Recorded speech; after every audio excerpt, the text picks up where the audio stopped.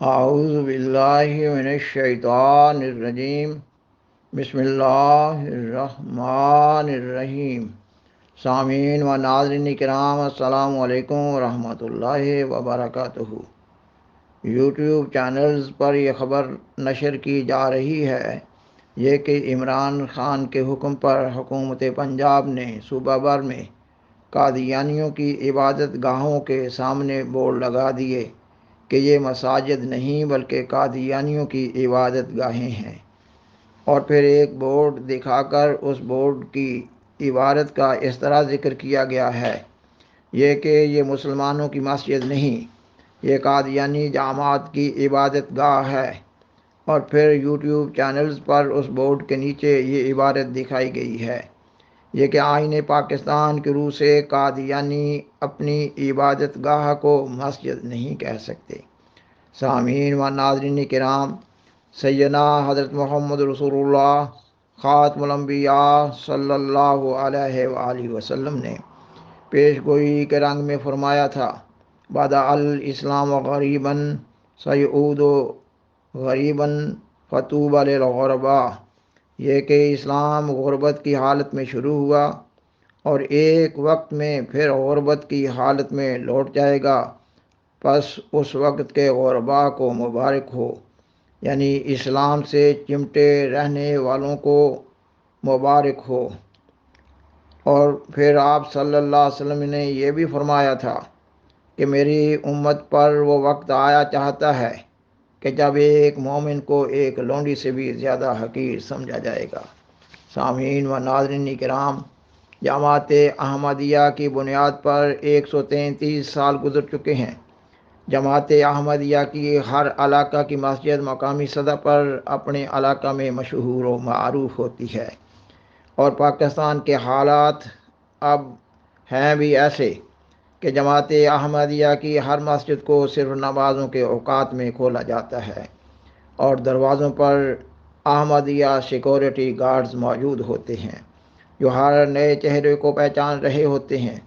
اور بعد تحقیق ہی کسی کو اندر جانے کی اجازت دیتے ہیں۔ ایسے حالات میں اب ایسی نشاندہی محض ایک شرارت ہے، اور اس شرارت کا بڑا مقصد تو موجودہ حالات میں احمدیہ مذہبی کارڈ استعمال کرتے ہوئے عوام الناس بالخصوص ملا سے اپنے اسلام پر تصدیقی مہر لگوانا ہے۔ مگر مخالفین و معاندین احمدیت یہ نہیں سوچتے کہ اگر جماعت احمدیہ سچی جماعت ہوئی، اور قطعی طور پر اور یقینی طور پر جماعت احمدیہ ہی ایک سچی جماعت ہے، تو پھر ان لوگوں کا اللہ تعالیٰ کے نزدیک کیا جواب ہوگا؟ مگر یہ لوگ طاقت کے نشے میں چور ہیں اور ان کو سوچنے کی فرصت نہیں ہے۔ سامعین و ناظرین کرام، اس موقع پر خاکسار کو قرآن مجید کی سورۃ المومن، اور بعض کے نزدیک سورۃ المومن کا دوسرا نام سورۃ غافر ہے، کی آیات 19 تا 31 کا مضمون یاد آ رہا ہے۔ ان آیات کے مضمون پر خاکسار اس وقت ایک طاہرانہ نظر ڈال رہا ہے، مگر سب سے پہلے آیت 29 کا مضمون پیش کیا جا رہا ہے، کیونکہ اس مضمون کے لیے یہ آیت بنیادی حیثیت کی حامل ہے۔ یہ کہ فرعون نے حضرت موسیٰ علیہ السلام کے قتل کا ارادہ کیا، تو فرعون کی آل میں سے ایک مومن مرد نے کہا جو اپنے ایمان کو چھپائے ہوئے تھا کہ کیا تم آج اس لیے ایک شخص کو قتل کرو گے کہ وہ کہتا ہے کہ میرا رب اللہ ہے، اور وہ تمہارے پاس تمہارے رب کی طرف سے کھلے کھلے نشان لے کر آیا ہے؟ اگر وہ جھوٹا نکلا تو یقیناً اس کا جھوٹ اسی پر پڑے گا، اور اگر وہ سچا ہوا تو جن چیزوں سے وہ تمہیں ڈراتا ہے ان میں سے کچھ ضرور تمہیں آ پکڑیں گی۔ یقیناً اللہ اسے ہدایت نہیں دیا کرتا جو حد سے بڑا ہوا اور سخت جھوٹا ہو۔ سامعین و ناظرین کرام، اگر مخالفین و معاندین احمدیت میں ذرہ بھر بھی ایمان ہوتا تو نام نہاد علماء میں سے کئی ایک قرآن مجید کے اس مضمون سے گزرتے ہوئے کبھی ایک لمحہ کے لیے اس مضمون پر غور و فکر کرنے کی توفیق پا رہے ہوتے۔ زیر نظر سورۃ المومن یا غافر مکی صورت ہے، یعنی یہ کہ سیدنا حضرت محمد رسول اللہ خاتم الانبیاء صلی اللہ علیہ وسلم کی مکی زندگی میں اس صورت کا نزول ہوا، جبکہ آپ صلی اللہ علیہ وسلم کو مشرکین و کفار مکہ کی شدید مخالفت کا سامنا تھا۔ اللہ تعالیٰ نے سیدنا حضرت محمد صلی اللہ علیہ وسلم کی زبانی ان مخالفین و معاندین کو انتباہ فرمایا، مگر ان میں سے اکثر نے بالخصوص اشد ترین معاندین نے اس انتباہ سے فائدہ نہ اٹھایا۔ اور اب خاکسار صورت المومن کی آیت 19 تا 31 کا مضمون ترجمہ اور ساتھ کسی قدر ضروری وضاحت مگر نہایت قلیل وضاحت سے پیش کر رہا ہے۔ اللہ تعالیٰ آیت 19 میں بیان فرماتا ہے، اور انہیں قریب آ جانے والی عقوبت کے دن سے ڈرا جب دل غم اور خوف سے حلق تک آ پہنچیں گے۔ ظالموں کے لیے نہ کوئی جگری دوست ہوگا اور نہ کوئی ایسا سفارش کرنے والا ہوگا جس کی بات مانی جائے۔ اور پھر اللہ تعالیٰ آیت 22 میں بیان فرماتا ہے کہ یہ لوگ بات نہیں مان رہے تو پھر سوچے کیا انہوں نے زمین میں سیر نہیں کی کہ وہ دیکھ لیتے کہ ان لوگوں کا انجام کیا ہوا جو ان سے پہلے تھے، وہ ان سے یعنی مکہ والوں سے قوت میں اور زمین میں نشانات چھوڑنے کے لحاظ سے زیادہ شدید تھے، پس اللہ نے ان کو ان کے گناہوں کے سبب پکڑ لیا اور انہیں اللہ سے بچانے والا کوئی نہ تھا۔ خاکسار بیان کرتا ہے کہ کفار مکہ نے اس مضمون پر غور نہیں کیا اور نہ ہی اب معاندین مخالفین احمدیت غور کر رہے ہیں۔ اللہ تعالیٰ آیت 26 میں بیان فرماتا ہے، بجائے اس کے کہ قوم فرعون نصیحت حاصل کرتی، انہوں نے کہا کہ ان لوگوں کے بیٹوں کو قتل کرو اور ان کی عورتوں کو زندہ رکھو۔ خاکسار بیان کرتا ہے کہ ایک سرکش قوم اپنی سرکشیوں میں کس حد تک چلی جاتی ہے، مگر اللہ تعالیٰ بیان فرماتا ہے کہ کافروں کی تدبیریں بیکار جاتی ہیں۔ اللہ تعالیٰ آیت 27 میں بیان فرماتا ہے، فرعون نے کہا کہ میں موسیٰ کو قتل کر دوں گا، وہ اپنی مدد کے لیے اپنے رب کو پکارے، اور میں ڈرتا ہوں کہ اگر اسے زندہ چھوڑا گیا تو وہ تمہارا دین بدل دے گا۔ آیت 28 میں یہ مضمون بیان ہوا ہے کہ فرعون کے اس منصوبہ قتل کے خلاف حضرت موسیٰ علیہ السلام نے اللہ تعالیٰ کے حضور مدد کے لیے دعا مانگی، اور آیت 29 کا مضمون اس پروگرام میں پہلے بیان کر دیا گیا ہے، یہ کہ قوم فرعون کا ایک مرد جو اپنا ایمان چھپائے ہوئے تھا، اس نے اس قوم کو غور و فکر کرنے کی دعوت دی کہ اگر حضرت موسیٰ علیہ السلام جھوٹے ہوئے تو اس کا جھوٹ اس کو خود ہی تباہ کر دے گا، لیکن اگر وہ سچا ہے تو تمہیں اللہ کا عذاب ضرور آ پکڑے گا۔ آیت 30 میں یہ مضمون بیان ہوا ہے، یہ کہ قوم فرعون کا وہ مومن جو اپنا ایمان چھپائے ہوئے تھا، اس نے کہا کہ اے میری قوم، آج تو تمہاری بادشاہت ہے، اس حالت میں کہ تم زمین پر غالب آتے جا رہے ہو، مگر اللہ کے عذاب کی پکڑ سے کون ہماری مدد کرے گا؟ مگر فرعون نے کہا کہ وہ یعنی فرعون جس راستے کی طرف اپنی قوم کو لے کر جا رہا ہے وہی فلاح کا اور وہی کامیابی کا راستہ ہے۔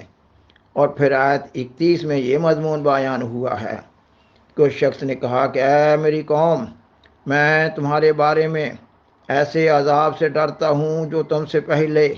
حد سے بڑھنے والی اقوام کو پہنچ چکا ہے۔ سامعین و ناظرین کرام، فرعون اور قوم فرعون نے نہ حضرت موسیٰ علیہ السلام کی بات پر کان دھرا اور نہ ہی اپنی قوم کے اس مومن بندے کی بات مانی۔ آخر اللہ تعالیٰ نے فرعون اور قوم فرعون کو عبرتناک سزا دی، یعنی بعد میں آنے والی اقوام عالم کے لیے اس سزا کے واقعہ کو سبق سکھانے کا ایک ذریعہ بنا دیا۔ مگر افسوس کہ سیدنا حضرت محمد رسول اللہ خاتم الانبیاء صلی اللہ علیہ وآلہ وسلم نے اپنی قوم کو یہ واقعہ سنایا اور بار بار سمجھایا، مگر اس قوم نے سبق نہ سیکھا۔ کفار و مشرکین مکہ نے اسلام کو تلوار کی طاقت سے ختم کرنا چاہا مگر وہ خود اسلام کی دفاعی جنگوں میں بطور سزا تلواروں سے ہی قتل کیے گئے۔ اور جماعت احمدیہ کی 133 سال کی تاریخ گواہ ہے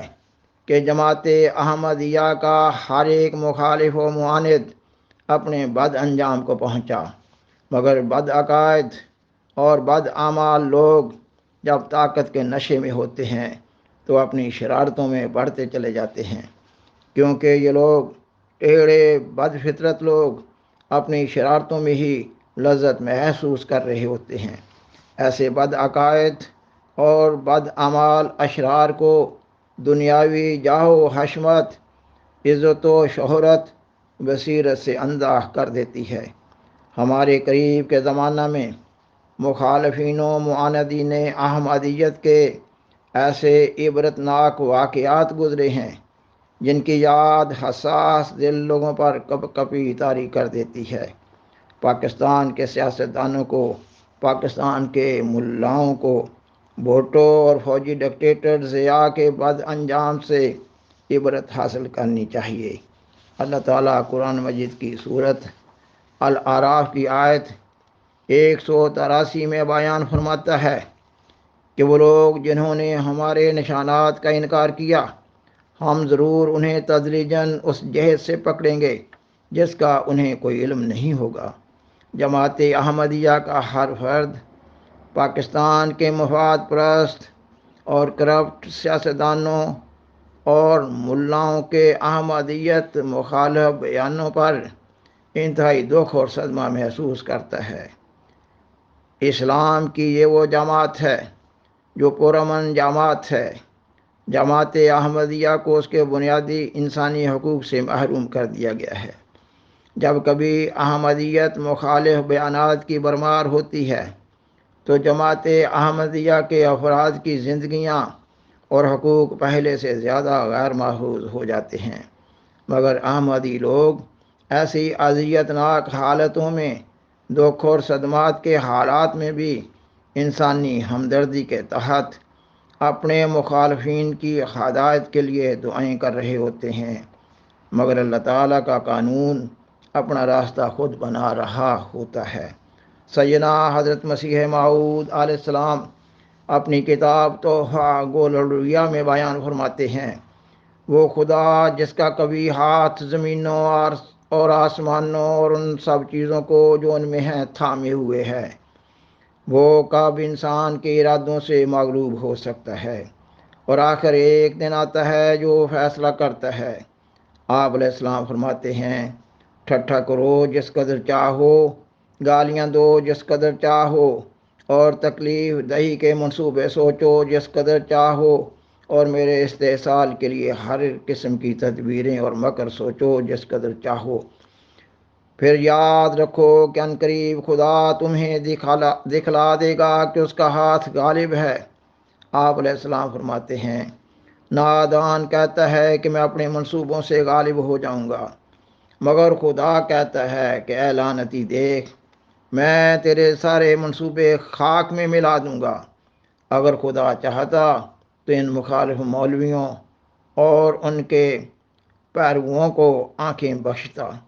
اور وہ ان وقتوں اور موسموں کو پہچان لیتے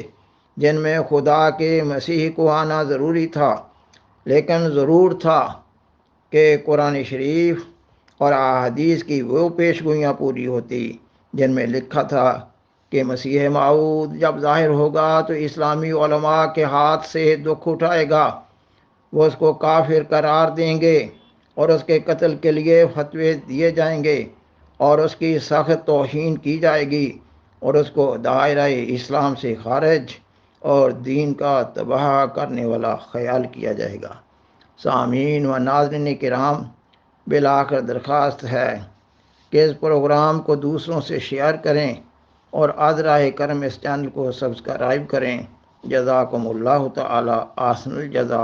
وآخر دعوانا ان الحمدللہ رب العالمین۔ شکریہ۔